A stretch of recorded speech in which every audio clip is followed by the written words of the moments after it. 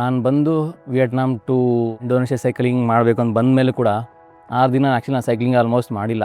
So 2 ದಿನ ಹನೋಯಲ್ಲಿದ್ದೆ, 4 ದಿನ ಸಾಪ ನೋಡ್ತಾ ಇದ್ದೆ.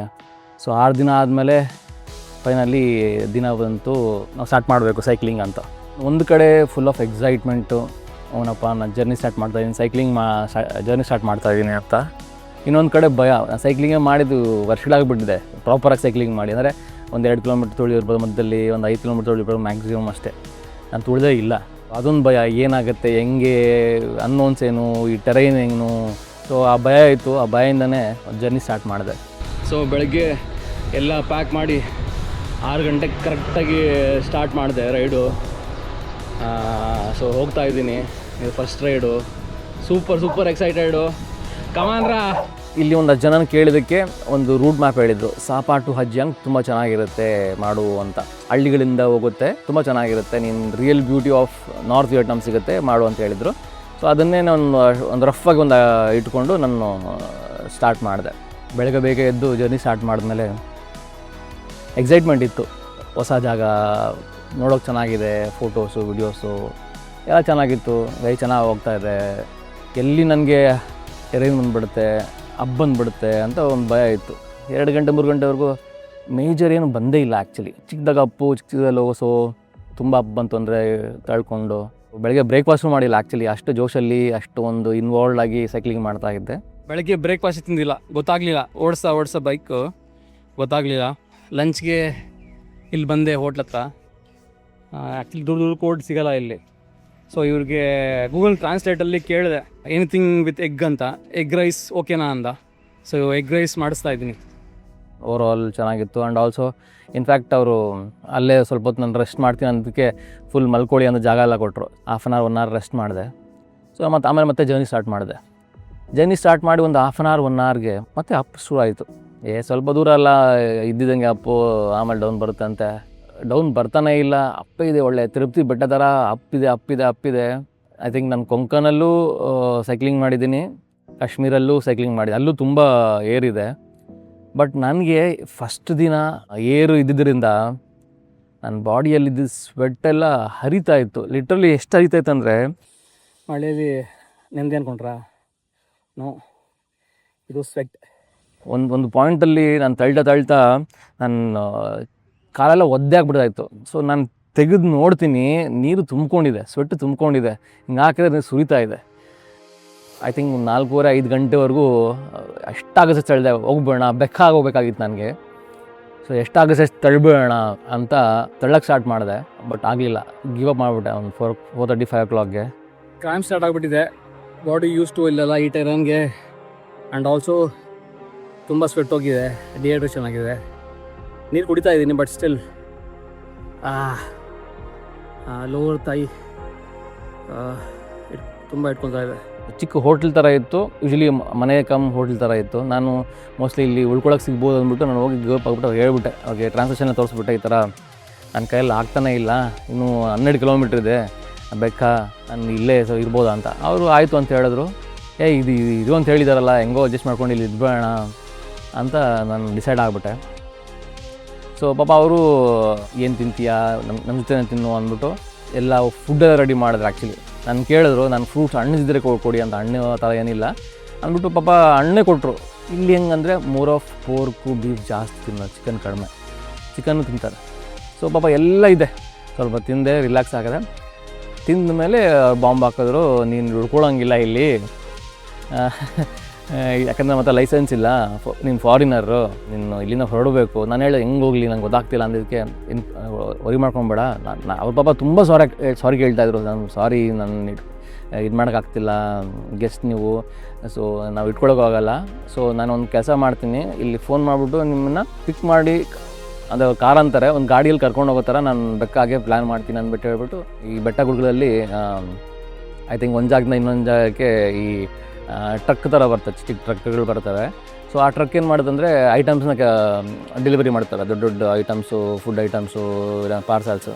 ಸೊ ಅದರಲ್ಲಿ ಬುಕ್ ಮಾಡಿದ್ರು. ಒಂದು 7-8 ಗಂಟೆಗೆ ಅನಿಸುತ್ತೆ ಬಂತು. ವೆರಿ ಸಾರಿ ಕೇಳಿದ್ರು, ಸ್ನಾನ ಮಾಡ್ಕೊಳ್ಳೋಕ್ಕೆ ಎಲ್ಲ ಅನುಕೂಲ ಮಾಡಿಕೊಟ್ರು. ಇರೋಕ್ಕೊಂದು ಬಿಡಲಿಲ್ಲ ಅಷ್ಟೇ ಪಾಪ. ಅವ್ರು ತಪ್ಪಲ್ಲ, ಅವ್ರಿಗೂ ಎಷ್ಟೊಂದು ವರಿಸಿರುತ್ತೆ. ಆ ಅಮ್ಮನಿಗೆ ಥ್ಯಾಂಕ್ಸ್ ಹೇಳಬೇಕು. ಸೊ ಅಲ್ಲಿಂದ ಹೊರಟೆ ಹಾಕ್ಕೊಂಡು ಬೆಕ್ಕಾಗೆ ಒಂದು 9:30 10 ಗಂಟೆ ಆಯ್ತು ಅನಿಸುತ್ತೆ. ಅವ್ರು ಹೇಳಿದ್ರು ಅನಿಸುತ್ತೆ ಆ ಡ್ರೈವರ್ಗೆ. ಅವರು ಎಲ್ಲ ಮಾತಾಡಿ ಒಂದು ಹೋಮ್ ಸ್ಟೇ ಬುಕ್ ಮಾಡಿದರು. 300,000 ಡಾಂಗ್ ಅಲ್ಲಿ ಉಳ್ಕೊಂಡೆ. So overall first day was really challenging. 75 kilometre ನಾನು ತುಳಿದಿರೋದು, ಇನ್ನು 12 ಕಿಲೋಮೀಟ್ರ್ ತುಳಿಯೋಕ್ಕಾಗಿಲ್ಲ. ಚೆನ್ನಾಗಿತ್ತು ಫಸ್ಟ್ ಡೇ. ಹೆಂಗಿರಬೇಕು ಒಂದು ಅಡ್ವೆಂಚರಸ್ ಆಗಿ ಆ ಥರ ಒಂದು ಎಕ್ಸ್ಪೀರಿಯೆನ್ಸು ಫಸ್ಟ್ ಡೇ ಆಯಿತು. ಸೊ ನೆಕ್ಸ್ಟ್ ಡೇ ತುಂಬ ಕಾಷಸ್ ಆಗಿಬಿಟ್ಟಿದೆ. ಫಸ್ಟ್ ಡೇ ಹಿಂಗೆ ಆಗೋಯ್ತಲ್ಲ, ನೆಕ್ಸ್ಟ್ ಡೇ ಹುಷಾರಾಗಿರಬೇಕು ಅಷ್ಟೇ ಇದೆಲ್ಲ ಅಂದ್ಬಿಟ್ಟು. ಬೆಕ್ಕಾಯಿಂದ ನಾನು ಸ್ಟಾರ್ಟ್ ಮಾಡಬೇಕಾದ್ರೆ ನನಗೆ 2 ದಾರಿ ಇತ್ತು. ಒಂದು ಹಳ್ಳಿಗಳಿಂದನೇ ಹೋಗೋದು, ಇನ್ನೊಂದು ಸ್ವಲ್ಪ ಹೈವೇಯಲ್ಲೇ ಹೋಗ್ಬಿಡ್ಬೋದು ಅಂತ ಆಯಿತು. ಸ್ವಲ್ಪ ಟೆಂಪ್ಟ್ ಆಗ್ಬಿಡ್ತು. ನಾನು ಫಸ್ಟ್ ಡೇ ಸಾಕಪ್ಪ ಈ ಸವಾಸ, ಹೈವೇಗೆ ಹೋಗ್ಬೇಡ ಅಂತ ಡಿಸೈಡ್ ಆಗಿಬಿಟ್ಟಿದ್ದೆ. ಸೊ ಬೆಳಗ್ಗೆ ಯಾಕೋ ಅನ್ನಿಸ್ತು, ನೀನು ಇಷ್ಟು ದೂರ ಬಂದಿದ್ಯಲ್ಲೋ, ಈ ಜಾಗ ನೋಡೋಕೆ ಬಂದಿರೋದು, ನೀನು ಆರಾಮಾಗಿ ಹೋಗೋಕೆ ಬಂದಿರೋದು ಅಂದ್ಬಿಟ್ಟು ಮತ್ತೆ ನಾನು ಡಿಸೈಡ್ ಮಾಡಿ ಆಯಿತು ಹಳ್ಳಿಗಳಿಂದ ಹೋಗೋಣ. ಆಗಿದ್ದಾಗಲಿ ಅದು ಎಷ್ಟು ಚಾಲೆಂಜ್ ಆದರೂ ನನ್ನ ಫೇಸ್ ಮಾಡೋಣ ಅಂದ್ಬಿಟ್ಟು ಡಿಸೈಡ್ ಆಗಿ ಹಳ್ಳಿಗಳ ಕಡೆಯಿಂದ ಹೋಗೋಣ ಅಂತ ಡಿಸೈಡ್ ಮಾಡಿದೆ. ಬೆಕ್ಕಿಂದ ಸ್ಟಾರ್ಟ್ ಮಾಡಿದೆ. ಒಂದು 2-3 ಕಿಲೋಮೀಟ್ರು ತುಳಿದೆ. ಬೆಳಗ್ಗೆ ಎದ್ದು ತುಳಿದ ತಕ್ಷಣ ಆಮೇಲೆ ಏರ್ ಸ್ಟಾರ್ಟ್ ಆಯಿತು. ತುಂಬ ಹೊತ್ತು ಏರೇ ಇತ್ತು, ತಳ್ಳಿದ್ದೆ. ನಾನು ತುಳಿದು ತುಂಬ ಕಡಿಮೆ ಅನಿಸುತ್ತೆ ಸೆಕೆಂಡ್ ಡೇ. ಓವರಾಲ್ ಒಂದು 24 ಕಿಲೋಮೀಟ್ರು ತುಳಿದೆ. ದೂರಕ್ಕೂ ಇಲ್ಲಿ ಹಳ್ಳಿಗಳಲ್ಲ, ಹೋಮ್ ಸ್ಟೇ ಸಿಗೋಲ್ಲ. ಮತ್ತು ಉಳ್ಕೊಳ್ಳೋದನ್ನು ಎಲ್ಲ ಟೆಂಟ್ ಹಾಕೋಣ ಅಂದರೆ ದೊಡ್ಡ ದೊಡ್ಡ ಊರುಗಳಿರಲ್ಲ. ಸೊ ಅದೊಂದು ಭಯ. ನಾನು ಮ್ಯಾಪಲ್ಲಿ ನೋಡಿದಾಗ ಒಂದು ಜಾಗ ಇತ್ತು, ಅಲೆನ್ಸ್ ಹೋಮ್ ಸ್ಟೇ ಅಂತ, ಪಾವೇಸು ಅಲ್ಲಿ. ಸೊ ಅಲ್ಲಿ ಹೋಗ್ಬೋಣ ಅಂತ ಡಿಸೈಡ್ ಮಾಡಿದ್ದೆ ನಾನು. ಹೋಗ್ತಾ ಒಂದು ಹಳ್ಳಿ ಸಿಕ್ತು, ಒಂದು ಮಾರ್ಕೆಟ್ ಇತ್ತು. ಆ ಮಾರ್ಕೆಟ್ನ ಎಕ್ಸ್ಪ್ಲೋರ್ ಮಾಡಿದೆ. ಚಿಕ್ಕದಾಗಿ ವ್ಯೂಸ್ ಇತ್ತು, ಜಾಸ್ತಿ ಏನು ವ್ಯೂಸ್ ಇರಲಿಲ್ಲ. ಸೊ ಅದನ್ನು ಸುಂದರವಾಗಿ ಕ್ಯಾಪ್ಚರ್ ಮಾಡಿದೆ. ಚೆನ್ನಾಗಿದೆ ಇವರ ಒಂದು ಮಾರ್ಕೆಟು. ಏನೇನು ನಮ್ಮಲ್ಲಿ ಸಿಗುತ್ತೆ ಈ ತರಕಾರಿಗಳಲ್ಲಿ ಅಂತ ಯಾರು ಅನಿಸಿದ್ರೆ ಹೇಳಿ. ಒಂದು 12 ಗಂಟೆಗೆ ಅಲ್ಲಿ ರೀಚ್ ಆಗ್ಬಿಟ್ಟೆ ಹೋಮ್ ಸ್ಟೇ ಹತ್ರ. ರೀಚ್ ಆಗ್ತೀನಿ, ಯಾವನೂ ಇಲ್ಲ. ಈ ಹೋಮ್ ಸ್ಟೇ ನಂಬ್ಕೊಂಡು ಬಂದೆ.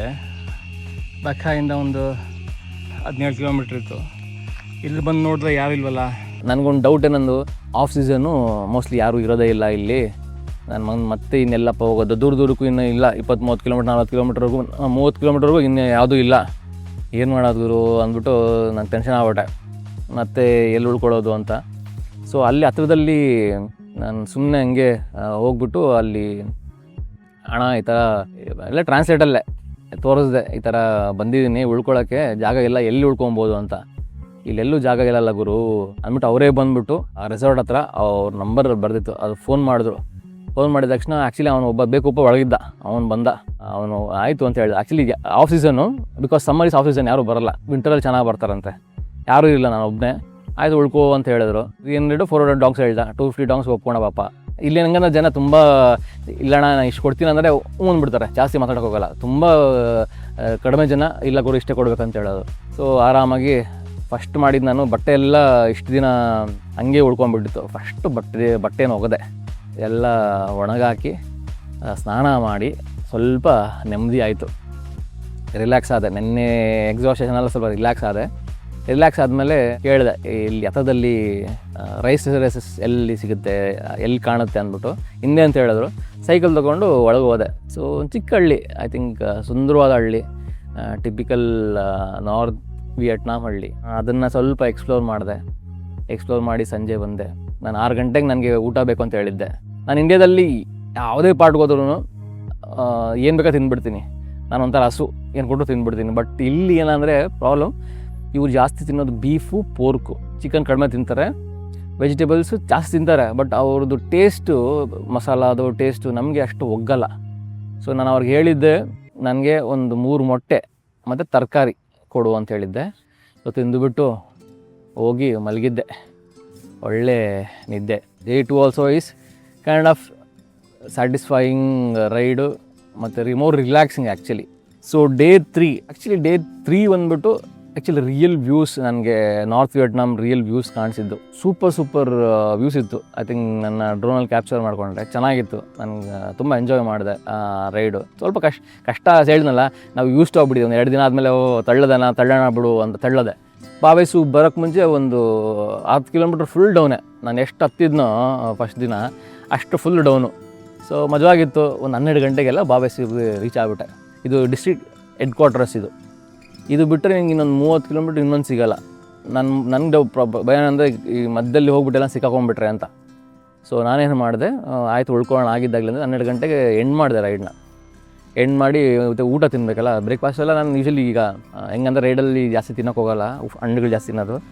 ಹೋಮ್ ಸ್ಟೇ ಅವರೇ ರೆಡಿ ಮಾಡ್ತಾಯಿದ್ದಾರೆ ರೂಮು, ನಾನು ತಿನ್ಕೊಂಬರ್ತೀನಿ ಅಂತ ಅಲ್ಲಿಂದ ಹೊರಟೆ.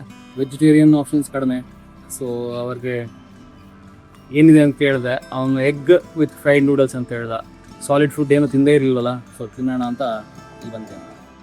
ಪಾವೆಸ್ಸು ಅಲ್ಲಿರೋ ಹೋಮ್ ಸ್ಟೇ ಅದು ಬಂದ್ಬಿಟ್ಟು ನುಂಗ್ಜಿಯಾ ಹೋಮ್ ಸ್ಟೇ. ಈ ಹೋಮ್ ಸ್ಟೇ ನನ್ನ ಒಂದು ಸೂಪರ್ ಜಾಗದಲ್ಲಿದೆ, ಮುಂದೆ ನಿಮ್ಗೆ ಒಳ್ಳೆ beautiful view. So it was overall ಒಳ್ಳೆ ಜಾಗ. ಮತ್ತು ಇನ್ನೇನು ಕೆಲಸ ಇಲ್ಲ, ಸ್ವಲ್ಪ ಕೆಲಸ ಮಾಡಿಕೊಂಡು ರಿಲ್ಯಾಕ್ಸ್ ಮಾಡಿದ್ದೆ.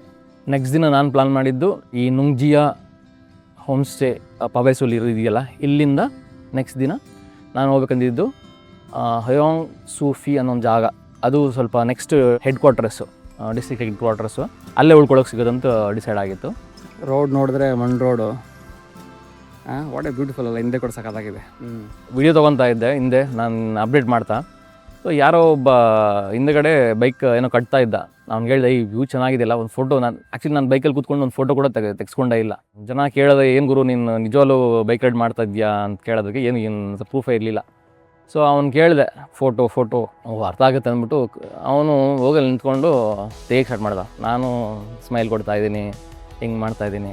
ಅವನು ಸ್ವಲ್ಪ ತುಂಬ ಜೋಶಲ್ಲಿ ಮಾಡ್ತಿದ್ದ. ಆಮೇಲೆ ಬಂದು ಕೊಟ್ಟ. ನಾನು ನೋಡ್ತೀನಿ, ನನ್ನ ಮಗ ಅವ್ನ ಫೋಟೋಸ್ ತೆಕ್ಕೊಂಡು ನಾನು ಅಲ್ಲಿ. ಅವ್ನು ಗೊತ್ತಿಲ್ದಿರೋ ಗೊತ್ತಿಲ್ಲ, ಅವ್ನು ಬೇಕೊಂದು ಮಾಡಿದೆ.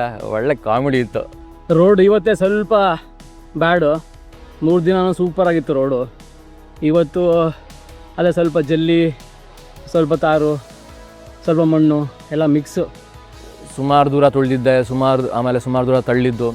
ಇವತ್ತು ತಳ್ಳುವ ಕೆಲಸ ಪ್ರಾರಂಭವಾಗಿದೆ. ಅಯ್ಯಪ್ಪ, ಇದೊಂಥರ ಬೇರೆ ಟೆರೆನ್. ಅಂದರೆ ನಾನು ಇಂಡಿಯಾದಲ್ಲೂ ಅಬ್ಸರ್ವ್ ಮಾಡಿದ್ದು ಇಲ್ಲ ಅಷ್ಟೇ. ನಿಮಗೆ ಒಂದು ಸ್ಟ್ರೆಚ್ ಆಫ್ ಒಂದು ಅಷ್ಟು ಕಿಲೋಮೀಟ್ರ್ಸ್ ಇದೆ ಅಂತ ಹೇಳಿದ್ರೆ, ಒಂದು 30-40 ಕಿಲೋಮೀಟ್ರಿಗೆ ಆ ಟೆರೈನು, ಅದರದ್ದು ಒಂದು ಲುಕ್, ಫೀಲು ಚೇಂಜ್ ಆಗ್ತಾ ಹೋಗುತ್ತೆ. That is the beauty of travelling. ಜಾಗಗಳದ್ದು ಇರೋ ಥರ ನೇಚರ್ ಅಂತ ನನಗನ್ಸುತ್ತೆ. ಸೊ ಬೇರೆ ಥರ ಇತ್ತು, ಚೆನ್ನಾಗಿತ್ತು. ನೋಡಿ, this is best part of travelling. ಎಲ್ಲೋದ್ರೂ ಅಟ್ಲೀಸ್ಟ್ ಸೈಕ್ಲಿಂಗಲ್ಲಿ ನಾನು ಅಬ್ಸರ್ವ್ ಮಾಡಿರೋದು, ಎಲ್ಲೋದ್ರೂ ಹಾಸ್ಪಿಟಾಲಿಟಿ ಸೂಪರ್. ತುಂಬ ವೆಲ್ಕಮಿಂಗ್ ಇರ್ತಾರೆ, ಮಾಡ್ಕೊತಾರೆ, ಏನೋ ತಿಂತೀರಾ, ಕೂತ್ಕೊಳ್ಳಿ, ಈ ಥರ ಇರುತ್ತೆ. ನೋಡಿ ಮತ್ತೇನೋ ಕಳಿಸ್ತಾರೆ ಅವರು ಇಲ್ಲಿಂದ. ಇಲ್ಲಿಂದ ಅವ್ನು ಸ್ವಲ್ಪ 8 ಕಿಲೋಮೀಟ್ರ್ ಅಂತ. ಎಸ್ ಆರಾಮಾಗಿ ತುಳಿತಾ ಒಂದು 3:30ಗೆಲ್ಲ ನಾನು ರೀಚ್ ಆಗಿಬಿಟ್ಟೆ. ಹಯೋಂಗ್ ಸೂಫಿ ಒಂಥರ ವೆರಿ ಬ್ಯೂಟಿಫುಲ್ ಒಂದು ಟೌನ್ ಅನ್ಬೋದು. ಸ್ವಲ್ಪ ವಿಲೇಜು ಅಲ್ಲ ಆ್ಯಕ್ಚುಲಿ, ಪಾವೇಸು ಥರ ಚಿಕ್ಕ ವಿಲೇಜು ಅಲ್ಲ, ಇನ್ನು ಸ್ವಲ್ಪ ದೊಡ್ಡದು. ಬಟ್ ತುಂಬ ಸುಂದರವಾದ ಜಾಗ ಅಂತ ನನಗನ್ನಿಸ್ತು, ಟೌನ್ ಅನ್ನಿಸ್ತು. ಅಲ್ಲಿ ಉಳ್ಕೊಂಡು ಸ್ವಲ್ಪ ರಿಲ್ಯಾಕ್ಸ್ ಮಾಡಿ, ಈಗ 5:15 ಒಂದು ರೌಂಡ್ ಹೋಗೋಣ, ಊಟ ಈಗಲೇ ಮಾಡ್ಕೊಳ್ಳೋಣ ಅಂತ ಹೊರಟಿದ್ದೀನಿ. ತಿನ್ನೋಕ್ಕೇನೋ ಮನಸ್ಸಾಗ್ತಾ ಇರಲಿಲ್ಲ. ಸೊ ಅಲ್ಲೇ ಸ್ವಲ್ಪ ಸ್ನ್ಯಾಕ್ಸ್ ಥರ ತೊಗೊಂಡು ತಿಂದು ಬಂದು ರಿಲ್ಯಾಕ್ಸ್ ಮಾಡಿದ್ದೆ.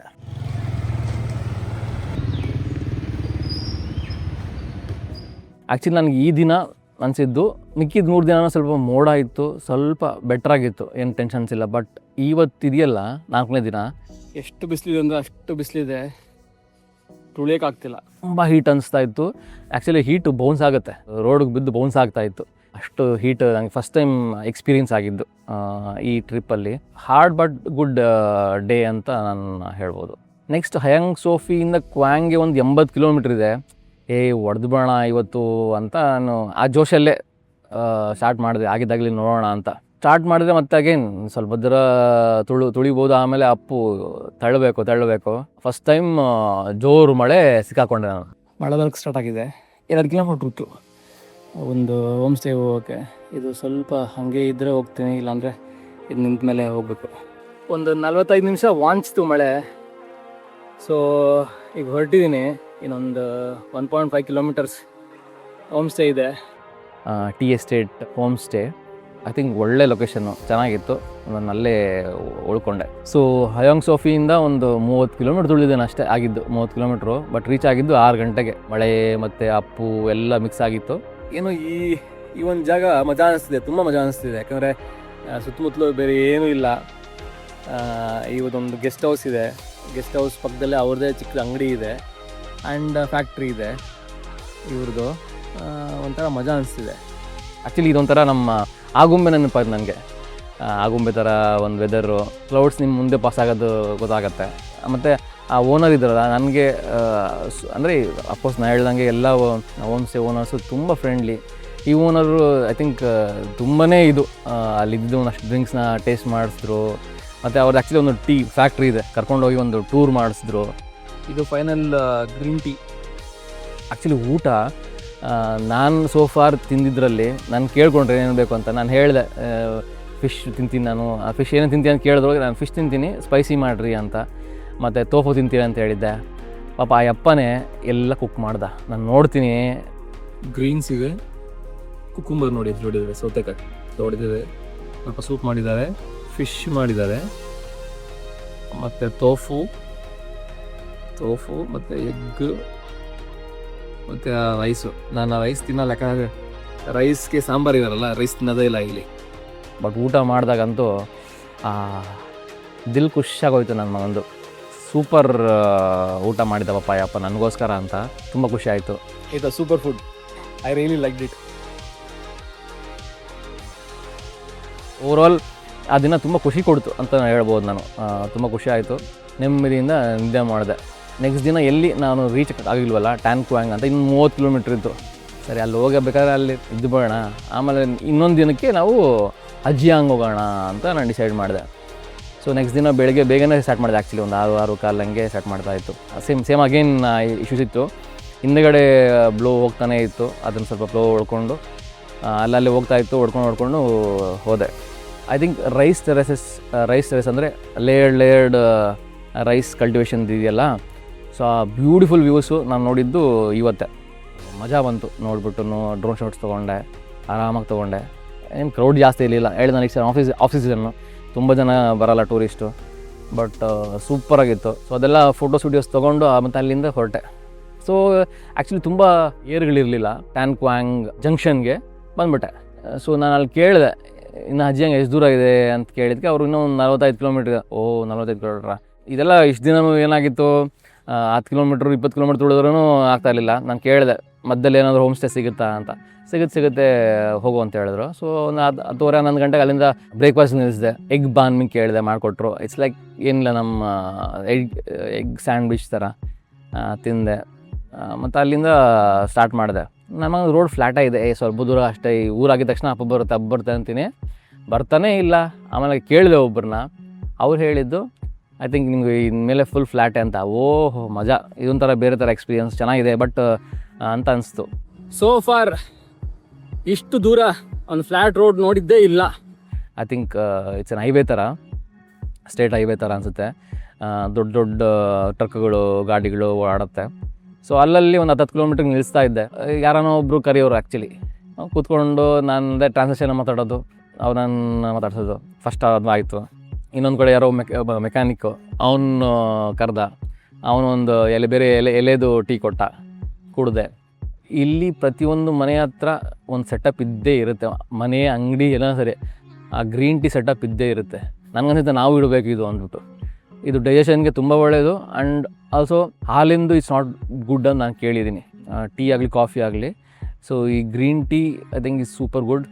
ಅದಕ್ಕೆ ಅನಿಸುತ್ತೆ ಅವ್ರು, ನಾನು ದಪ್ಪ ಇರೋರು ಒಬ್ಬನೂ ನೋಡಿಲ್ಲ, ಅಷ್ಟು ಹೆಲ್ದಿ ಇರ್ತಾರೆ ಇವರು. ಬಿಕಾಸ್ ಆಫ್ ಡೈಜೆಷನ್ ಎಲ್ಲ ಚೆನ್ನಾಗಿ, ಮೆಟಬಾಲಿಸಮ್ ಎಲ್ಲ ಚೆನ್ನಾಗಿ ಆಗುತ್ತೆ ಇದು ಕುಡಿಯೋದ್ರಿಂದ ಅನಿಸುತ್ತೆ. ಸೊ ಚೆನ್ನಾಗಿತ್ತು ಓವರಾಲ್. ಅವರ ಜೆಸ್ಚರ್, ಮಾತಾಡೋದು, ಪ್ರತಿಯೊಬ್ಬರು ಕೇಳೋದು ಅಂದರೆ ನಿನಗೆ ಮದುವೆ ಆಗಿದೆ, ಎಷ್ಟು ಜನ ಮಕ್ಕಳು ಅಂತ. ಸೊ ನನಗೆ ಒಂದು ಸರಿ ಇದೆ, ಪ್ರತಿ ಸರಿ ಆಗಿಲ್ಲ ಅಂತ ಹೇಳೋಕ್ಕೆ ಬೇಜಾರಾಗುತ್ತೆ. ಬಟ್ ಆಮೇಲೆ ಸುಮ್ಮನೆ ಆಗ್ಬಿಡ್ತಾರೆ ಪಾಪ. ನಾನು ಮೋಸ್ಟ್ಲಿ ನಮ್ಮ ಇಂಡಿಯಾದಲ್ಲಿ ಇಲ್ಲೆಲ್ಲ ಸ್ವಲ್ಪ ಇಲ್ಲ ಅಂದ್ಕೊಂಡೆ. But even they are very culturally attached, emotionally bonded ಅಂತ ನನಗೆ ಅನ್ನಿಸ್ತು. ನಾಟ್ ಲೈಕ್ ಟು ವೆಸ್ಟರ್ನ್ ಥರ ಅಲ್ಲ ಇವರು. ಸೊ ಹಂಗೆ 1-2-3 ಬ್ರೇಕ್ ತೊಗೊತ ಆರಾಮಾಗಿ ಹೇಳಿದ್ನಲ್ಲ, ಫ್ಲ್ಯಾಟ್ ಲ್ಯಾಂಡ್ ತುಂಬ ಎಕ್ಸಾಷನ್ ಆಗೋಲ್ಲ, ತಳ್ಳ ಥರನೂ ಇರಲಿಲ್ಲ. ಸೊ ಒಂದು 3:30-4 ಗಂಟೆಗೆಲ್ಲ ನಾನು ಏನೊಂದು ಅಜಿಯಾಂಗಲ್ಲಿ ಒಂದು ಜಾಗ ಅಂದ್ಕೊಂಡಿದ್ನೋ, ಮಾಪಿ ಅಡ್ವೆಂಚರ್ಸ್, ಅಲ್ಲಿಗೆ ರೀಚ್ ಆಗಿಬಿಟ್ಟೆ. ಮಾಪಿ ಅಡ್ವೆಂಚರ್ಸ್ ನನಗೆ ಸಜೆಸ್ಟ್ ಮಾಡಿದ್ದು ಒಬ್ಬ ಸೈಕ್ಲಿಸ್ಟ್, ಶಾಬಾಜ್ ಅಂತ, ನೊಮ್ಯಾಡ್ ಶಾಬಾಜ್ ಅಂತ. ಅವ್ನು ಕೇಳಿದ್ದೆ, ಬಿಕಾಸ್ ಅವನು ವಿಯೆಟ್ನಾಮ್ ಫುಲ್ ಸೈಕಲ್ ಸುತ್ತಿದ್ದ. ಸೊ ಅಲ್ಲಿ ಅಜ್ಜಂಗೆ ಹೋಗಿದ್ದ ಅವನು. ನಾನು ಅವ್ನು ಕೇಳಿದೆ ಎಲ್ಲಿ ಉಳ್ಕೊಂಡಿದ್ದೆ, ಯಾವ ಥರ ಏನು ಅಂತ ಅವನು ಸಜೆಸ್ಟ್ ಮಾಡಿದ್ದ. ಸೊ ಅಲ್ಲಿ ಹೋದೆ. ಅಲ್ಲಿ ಒಬ್ಬ ಕುಂಫು ಮಾಸ್ಟರ್ ಥರ ಒಬ್ರು ಇದ್ದರು ಆ್ಯಕ್ಚುಲಿ. ಸೊ ಅವರು ರೂಮ್ ಕೊಟ್ಟರು, ಎಲ್ಲ ಲಗೇಜ್ ಹಾಕಿ ಫ್ರೆಶ್ ಅಪ್ ಆಗಿ ಮತ್ತು ಹೊರಗಡೆ ಹೋಗೋಣ, ಸ್ವಲ್ಪ ಕ್ಯಾಶ್ ಎಲ್ಲ ತರಬೇಕಾಗಿತ್ತು. 5-6 ಗಂಟೆಗೆ ಅವನು ಬೈಕಿಗೆ ಕೊಟ್ಟ, ಹೊರಟೆ. ಬಟ್ ಪ್ರಾಬ್ಲಮ್ ನಾನು ಹೇಳೋದು, ನೀವು ಇಲ್ಲಿಗೆ ಬರ್ತಾಯಿದ್ದೀರಾ, ವಿಯೆಟ್ನಾಮ್ಗೆ ಬರ್ತಾಯಿದ್ದೀರಾ ಅಂತ ಕ್ಯಾಶ್ದು ಒಂದು ಸ್ವಲ್ಪ ಹುಷಾರಾಗಿ ನೋಡ್ಕೊಬೇಕು. ನಾನು ಹರಿಹರಿಯಲ್ಲಿ ಬಂದೆ, ಸೊ ಕ್ಯಾಶ್ ಕರೆಕ್ಟಾಗಿ ನೋಡ್ಕೊಳಕ್ಕಾಗಿಲ್ಲ. ನೀವು ಎಷ್ಟು ದಿನ ಬರ್ತಿರಲ್ಲ ಅಷ್ಟು ದಿನಕ್ಕೆ ಪ್ಲ್ಯಾನ್ ಮಾಡಿಕೊಂಡು ಕ್ಯಾಶ್ ತೊಗೊಬನ್ನಿ. ವಿಯೆಟ್ನಾಮ್ ಡಾಂಗ್ಸು ಬೈ ಚಾನ್ಸ್ ಆಗಿಲ್ಲ ಅಂದರೆ ನಾನು ಒಂದು ಆ್ಯಪ್ ಹೇಳ್ತೀನಿ, ಎಮ್ಮಿಂದ ಸ್ಟಾರ್ಟ್ ಆಗುತ್ತೆ ಒಂದು ಆ್ಯಪು, ನಾನು ಇಲ್ಲಿ ಹಾಕಿರ್ತೀನಿ ಟೆಕ್ಸ್ಟು. ಆ ಆ್ಯಪ್ನ ಇನ್ಸ್ಟಾಲ್ ಮಾಡ್ಕೊಂಡು ಆ ಆ್ಯಪ್ಗೆ ನೀವು ಕಾಸು ಹಾಕಿರಿ. ಅಟ್ಲೀಸ್ಟ್ ನೀವು ಇಲ್ಲೂ ಅಷ್ಟೇ, ನಮ್ಮ ಇಂಡಿಯಾ ಥರ ತುಂಬ ಕಡೆ ಸ್ಕ್ಯಾನ್ ಅಲೌಡ್ ತೊಗೊತಾರೆ, ಬಟ್ ಇವ್ರದ್ದೇ ಒಂದು ಆ್ಯಪ್ ಇದೆ. ನಮ್ಮದು ಗೂಗಲ್ ಪೇ, ಫೋನ್ಪೇ ಎಲ್ಲ ವರ್ಕ್ ಆಗೋಲ್ಲ ಇಲ್ಲಿ. ATMs ಎಲ್ಲ ಆದಷ್ಟು ಅವಾಯ್ಡ್ ಮಾಡಿ, ಬಿಕಾಸ್ ತುಂಬ ಚಾರ್ಜ್ ಮಾಡ್ತಾರೆ ATMಸು. ಸೊ ಆ ದಿನ ಒಂದು ಅಕಂಪ್ಲಿಷ್ಮೆಂಟ್ ಏನಪ್ಪ, ಸಾಪಾ ಟು ಹಜಿಯಾಂಗ್ ಸೈಕ್ಲಿಂಗ್ ಮಾಡಿದೆ. ಸೂಪರಾಗಿತ್ತು views and enjoyed cycling. And ನನಗೇನು ಬೇಕಿತ್ತು ಅನಿಸ್ತು ಒಂದು ರೈಡಿಂದ, ಅದೆಲ್ಲ ಸಿಕ್ತು. ಫಸ್ಟ್ ನಂಗೆ ಬೇಕಾಗಿತ್ತು, ನನ್ನ ವಿಡಿಯೋನ ನೋಡಿದರೆ ನನಗೆ ನನ್ನ ಬಾಡಿ ದಣಿಬೇಕು ಅಂತ, ಅದು ಸೂಪರ್ ದಣಿತು. ಸ್ವೆಟ್ ಅಂತೂ ನಾನು ಹೆಂಗಂದರೆ ಕೆಲವು ಕಡೆ ಎಲ್ಲ ನನ್ನದು ಹ್ಯಾಟು ಟಿ ಶರ್ಟ್ನ ಹಿಂಡಿದ್ರೆ ನೀರು ಸುರಿತಾಯಿತ್ತು. ಸೊ ದೇಹ ದಣಿತು. Second thing, I met lot of people. That's a best part of travelling. ನಾನು ತುಂಬ ಜನ ಮೀಟ್ ಮಾಡಿದೆ. ಅಂದರೆ ಆ ಜನಗಳ ಒಂದು ಮನಸ್ಥಿತಿ, ಮನೋಭಾವ ಎಲ್ಲ ಚೆನ್ನಾಗಿ ಗೊತ್ತಾಗುತ್ತೆ. ನಿನ್ನ ಎಕ್ಸಿಸ್ಟೆನ್ಸ್ಗೆ ಒಂದು ರೆಫರೆನ್ಸ್ ಪಾಯಿಂಟ್ ಸಿಗುತ್ತೆ. ನೀನು ಎಷ್ಟೇ ಒಳ್ಳೆಯವನು ಇಲ್ಲಾಂದರೆ ಎಷ್ಟೇ ಕೆಟ್ಟವನು ಅಂದ್ರೂ ನಿನ್ನ ಜನಗಳು ಮೀಟ್ ಮಾಡಿದಾಗ ನಿನಗೆ ಇವರು ಇದಾರೆ ಗುರು, ನಾನು ಈ ಥರ ಇರಬೇಕು, ಈ ಥರ ಯೋಚನೆ ಮಾಡ್ತಾರೆ, ಈ ಥರ ಪಾಯಿಂಟ್ ಆಫ್ ವ್ಯೂ ಇದೆ. ಸೊ ಅದೆಲ್ಲ ಗೊತ್ತಾಗುತ್ತೆ. As A film maker, as A human being, ನನಗೆ ತುಂಬ ಜನ ಮೀಟ್ ಮಾಡೋಕ್ಕೆ ಇಷ್ಟ ಆ್ಯಕ್ಚುಲಿ. ಅದು ನನಗೆ ಮೀಟ್ ಮಾಡಿದ್ದು ಮತ್ತು ಅವ್ರ ಕಲ್ಚರು, ಅವರ ಮನೋಭಾವ ನೋಡಿದ್ದು ತುಂಬ ಇಷ್ಟ ಆಯಿತು. ಸೊ ಓವರಾಲ್ ಒಂದು Sapa to Ha Giang was an brilliant experience. ನಮ್ಮ K2K ಮಾಡಿದಷ್ಟೇ ಒಂದು ಖುಷಿ ನನಗೆ ಕೊಡ್ತು ಈ ಒಂದು ರೈಡು. ಒಂಥರ ವೆರಿ ಸ್ಯಾಟಿಸ್ಫೈಯಿಂಗ್, ಒಂದು ತೃಪ್ತಿ ಆಗುವಂಥ ಒಂದು ರೈಡ್ ಇತ್ತು. ನಾನು ಹೇಳೋದು ಪ್ರತಿಯೊಬ್ಬರಿಗೂ, ಯಾರು ವಿಯೆಟ್ನಾಮ್ಗೆ ಬರ್ತಾರಲ್ವ, I think definitely they can take a bike. ಇಲ್ಲೆಲ್ಲ ಸಿಗುತ್ತೆ ಆರಾಮಾಗಿ ಆ್ಯಕ್ಚುಲಿ. ನಾನು ಹೇಳೋದು ಇಂಟರ್ನ್ಯಾಷನಲ್ ಡ್ರೈವಿಂಗ್ ಲೈಸೆನ್ಸ್ ಮಾಡಿಸ್ಕೊಳ್ಳಿ, ಒಂದು ಬೈಕ್ ಹೈರ್ ಮಾಡಿ ಇಲ್ಲಿ ಸುತ್ತಿ. I think whoever is a rider ಅಲ್ಲ, ಡೆಫಿನೆಟ್ಲಿ ಇದನ್ನು ಮಾಡ್ಬೋದು ಅನ್ಕೊತೀನಿ. ರೈಡರ್ ಅಲ್ಲ ಅಂದ್ರೂ ಫ್ಯಾಮಿಲಿ ಜೊತೆನೂ ಮಾಡ್ಬೋದು ಆ್ಯಕ್ಚುಲಿ. ಒಂದು ಕಾರ್ ಹೈರ್ ಮಾಡ್ಕೊಬೋದು, ನೀವು ಆ್ಯಕ್ಚುಲಿ ಸುತ್ಬೋದು. ಬಂದಿದ ತಕ್ಷಣ ಹನಾಯ್, ಸಾಪಾ, ಹೊಚಿಮಿನ್ ಸಿಟಿ, ದನಾಂಗ್ ಇವೆಲ್ಲ ವೆರಿ ಕಮರ್ಷಿಯಲ್ ಪ್ಲೇಸಸ್ ಆ್ಯಕ್ಚುಲಿ. ಒಂದು ಕಂಟ್ರಿ ಫ್ಲೇವರ್ ನೋಡಬೇಕಂದ್ರೆ ಹಳ್ಳಿಗಳ ಥ್ರೂ ಪಾಸ್ ಆಗಬೇಕು, ಆವಾಗಲೇ ನಿಮ್ಗೆ ಗೊತ್ತಾಗೋದು. ಸೊ ನನಗೆ ಆ ಒಂದು ಎಕ್ಸ್ಪೀರಿಯನ್ಸ್ ಆಯಿತು. ನಾನು ಎಲ್ಲರನ್ನೂ ಕೇಳ್ಕೊಳ್ಳೋದು ಅಷ್ಟೇ, over is travelling, want to travel, definitely this must ಅಂತ ನಾನು ಹೇಳ್ತೀನಿ ವಿಯೆಟ್ನಾಮಲ್ಲಿ. All I say is Sapa to Ha Giang cycling journey was awesome. Come on Ra.